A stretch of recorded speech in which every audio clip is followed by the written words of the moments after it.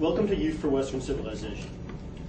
I'm Trevor Williams, the president of Vanderbilt's YWC, and we are America's right-wing youth movement.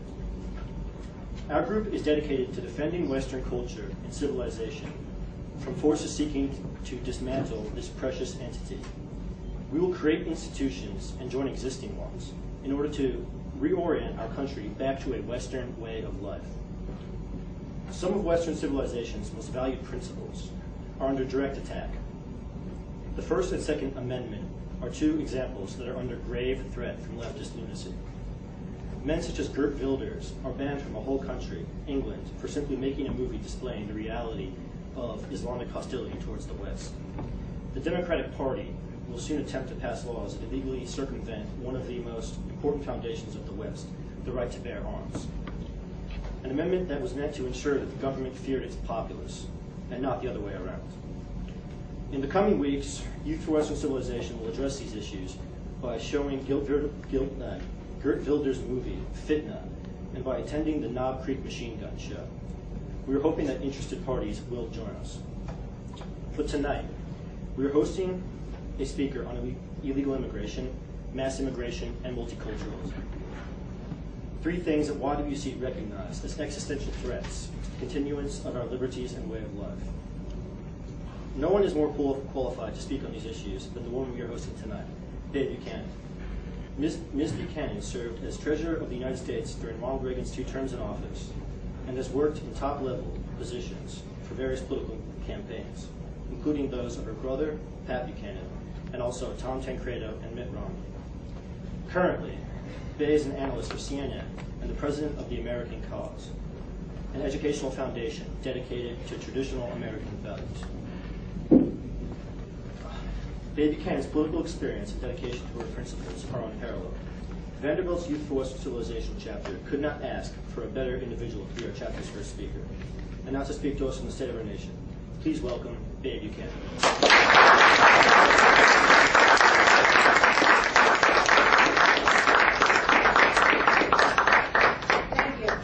Thanks very much. I thoroughly enjoy being on a college campus. I do it often.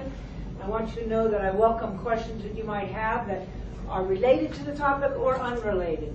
And I hope to give you plenty of time for those questions. I've been asked to talk about the issue of immigration, about political patriotic assimilation, the problem the country faces today. And I'd like to open by just pointing out that those of us who are out publicly speaking about these issues do so for one reason, because we fear we're losing our nation. We think it's that serious. I traveled this country 3 years ago as I went from state to state, town hall meetings, welcomed anybody in the community to come, did radio and TV on the specific issue of illegal immigration and what it's causing, the troubles, the problems that it is causing the people in this country. And as I did so, I recognized immediately this issue is an American issue. It's not a Republican or conservative or independent. It's not a black issue or a white issue or a Hispanic issue. It is all Americans all across the country are outraged. Outraged that Washington has failed to do their job. Outraged that Washington does not even hear or listen to the people anymore. That they would allow things to go on in this country which are really basically against the very principles upon which the nation was founded or born. One being fairness, the issue of fairness. Another being the issue of laws, that they be applied and enforced equally and fairly across the board. And so let's talk first a little bit about why this is a problem. You know, people will say America, and rightfully so, is a land of immigrants. We are. No one can argue this. But you know, it is not unusual for us to say time out, time to assimilate the millions that are here, make certain that they get into the idea that this is a great nation in which they need to belong, to be part of, to identify with. And that is the assimilation that is essential.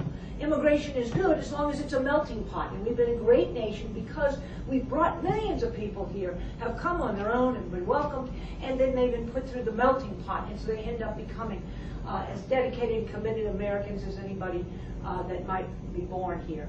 So, if not more so in many cases. And so in 1924, we had basically we stopped immigration. We had virtually no immigration from 24 to 65, almost a little over 40 years, from Coolidge right past JFK into LBJ's. We had no immigration, and nobody said, well, that's un-American, not to have immigration. No, it was a time when we took the children of 15 million immigrants who had come over from Europe over the years, and there was a huge amount of immigration in the between the 1900 and up to 1920. And so it was a time when we assimilated them. And the melting pot worked, and all was terrific. No complaints from anyone. So what's happened? Let me point out a little bit of why the assimilation is so important. A nation is, depending on who you talk to, it's been defined as a number of different things. But it's a band of brethren, according to John Jay, one of our founding fathers. The idea of brethren, of brothers, and a family, it's an extended family is another way to say it.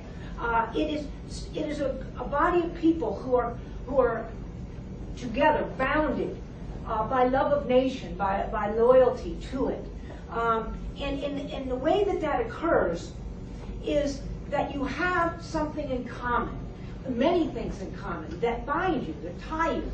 I often talk about my own family, and it's no different in any of your families. When I went to college, I thought I was I had the greatest family imaginable. Why? Because it was, I had 7 brothers, I had a sister. Was our family perfect? I learned later, far from it. But we didn't stress the problems. We didn't stress those things that were bad. My father made a point of talking about the great things that occurred. I was just much younger. I'm on the tail end of the 9 kids. And I remember thinking as I grew up that my brothers must have been the greatest athletes ever. And I got to tell you, they weren't. They weren't because they didn't play college ball. They certainly weren't that level. But I just thought they were incredible because Dad used to tell story after story about coming home. He coached a lot. You won't believe the pass he made. Or this son caught this ball. You won't believe it. And we'd tell it again and again. Years. I just assumed they were terrific. He always built them up. I have uncles, my mother's brothers. 4 of them went and served in World War II over in different parts of Europe. You would think, I taught my kids that our uncles were heroes. And they were American heroes. Several of them, one of them in particular had a Silver Star, and a remarkable story. But basically, they were just like all other Americans. They joined and fought in a war. They signed up, volunteered, and went to defend their country. And to my father, that was wonderful. And he made them great men in my eyes. And so I love my family. Did we have problems? Lots of them. But we never took problems outside. We resolved them inside. Outside, we defended, we stood by, we supported our brothers and sisters. That's how it was, we were raised to do. And that's the same as a nation. We're a family. So we have to speak the same language so we can communicate. We have to have that love of our heroes that my father instilled in me. And we have a great heritage in this country. And people who come have to take on that heritage as their own and be proud as I am of it. Our literature, our culture, our land, it is the loyalty to this nation is having and sharing this great love of who we are as a people, as Americans. And that's the assimilation that is really demanded. And if you don't have it, you lose your nation.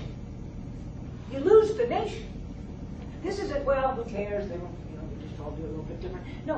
What we're talking about here is whether our nation, as we know it, stands. Okay? And so there are those of us who say, wait a minute. Immigration is completely uncontrolled. It's massive, it's huge numbers, it's not controlled in any way, and there is no effort whatsoever at assimilation. We just keep bringing more in and more in. When is the time out here?